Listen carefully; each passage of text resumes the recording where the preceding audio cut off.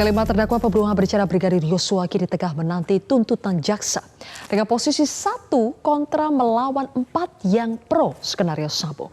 Mereka berharap jaksa dan majelis hakim bersimpati sehingga bisa terhindar dari hukuman mati. Sepekan sebelum tuntutan jaksa, kelima terdakwa pembunuhan berencana Brigadir Yosua kembali diperiksa di persidangan.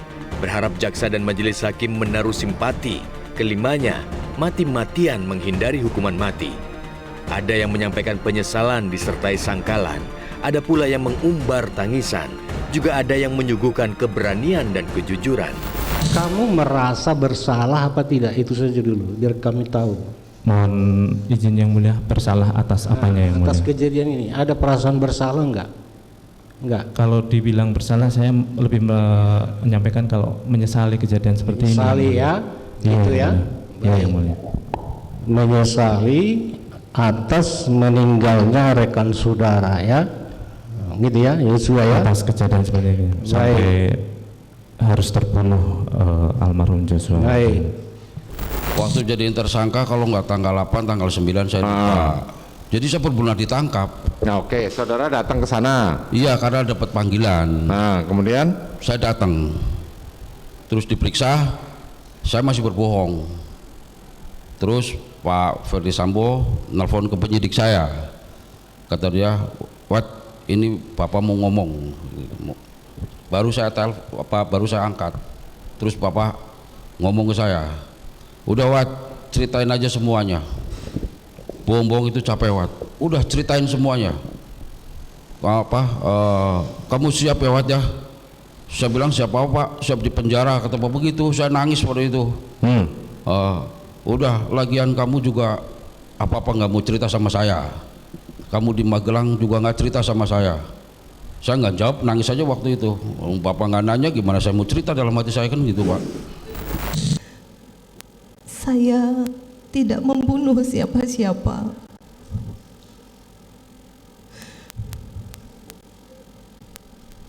Pada saat peristiwa penembakan itu pun saya ada di dalam kamar, sedang beristirahat dengan pintu tertutup. Dan saya tidak mengetahui bila suami saya datang ke Duren 3 saat itu.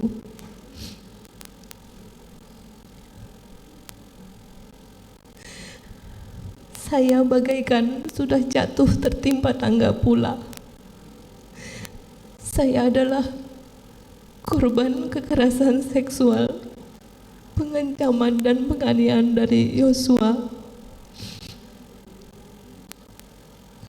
Dan juga saya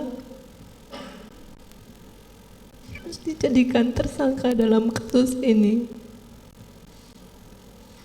Saya sampaikan rasa bersalah ini dan penyesalan yang pertama kepada keluarga korban yang mulia, karena emosi saya kemudian menyebabkan putra keluarga Yosua bisa meninggal dunia. Rasa penyesalan dan bersalah kedua saya sampaikan kepada saudara Richard Eliezer, karena perintah hajar itu kemudian dia lakukan penembakan, itu saya akan bertanggung jawab dan saya merasa salah dan menyesal untuk itu. Kemudian yang ketiga, saya menyampaikan juga rasa bersalah dan penyesalan yang dalam kepada istri saya, Riki dan Kuat, yang saya harus libatkan dalam cerita tidak benar di Duren 3 sehingga mereka harus jadi terdakwa sekarang. Kemudian rasa bersalah dan penyesalan juga saya sampaikan kepada Kapolri dan institusi Polri serta rekan sejawat yang sudah terlibat dalam cerita tidak benar yang saya sampaikan di Duren 3 itu, yang kemudian menyebabkan citra Polri ini menjadi turun dan beberapa rekan sejawat saya harus diproses hukum. Kemudian saya juga menyampaikan rasa bersalah dan penyesalan kepada Bapak Presiden dan masyarakat Indonesia yang mulia, karena harus tersita perhatiannya dalam perkara ini karena kesalahan saya. Mungkin korban itu sekarang ini sudah membusuk dan keluarganya begitu kehilangan.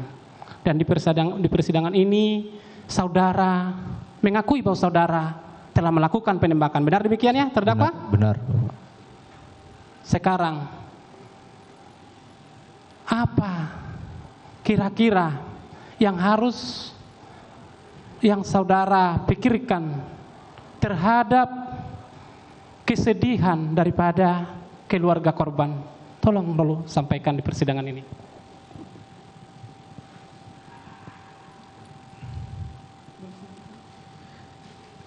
Saya sudah meminta maaf juga Bapak ke keluarga korban.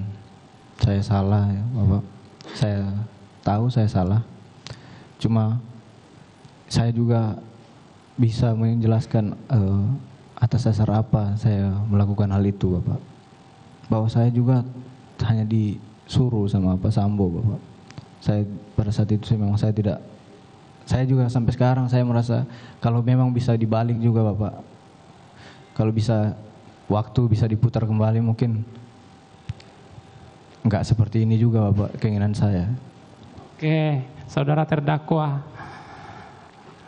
Kita sudah mendengar pemeriksaan mulai dari saudara sebagai saksi sampai saudara sekarang ini terdakwa. Ini akhir. Sebentar lagi kami akan melakukan penuntutan kepada saudara. Siap. Bahkan ahli mengatakan saudara orang yang religius. Bahkan orang yang taat beribadah. Siap. Apakah terhadap tindakan saudara yang melakukan penembakan kepada korban sehingga orang itu sekarang sudah membusuk, jasadnya sudah busuk dan meninggalkan kesedihan kepada keluarga-keluarga korban. Apakah saudara sangat menyesal terhadap perbuatan saudara itu? Sangat menyesal.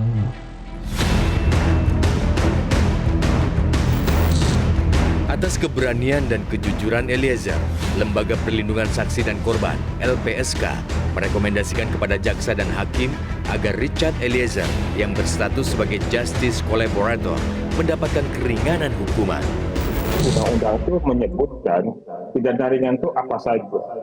Pidana ringan itu pertama adalah percobaan pidana. Jadi pidana percobaan, jadi dia dihukum dengan pidana percobaan. Kedua, berupa pidana bersyarat khusus. Ya. Ketiga, atau yang terakhirnya adalah dia dihukum paling ringan di antara pelaku lain. Nah, jadi maksud kami, hak jaksa maupun hakim, ya, jaksa dalam putusannya maupun hakim dalam putusannya, itu sah apabila misalnya memberikan hukuman percobaan kepada Baradae. Karena hal itu memang diatur dalam Undang-Undang Perlindungan Korban. Ya. Jadi undang-undang ini kan memang less spesialis ya, karena memang hanya undang-undangnya mengatur tentang justice collaborator tentunya. Jadi itu bisa jadi rujukan kepada jaksa sebagai penuntut maupun pada hakim untuk memutuskan.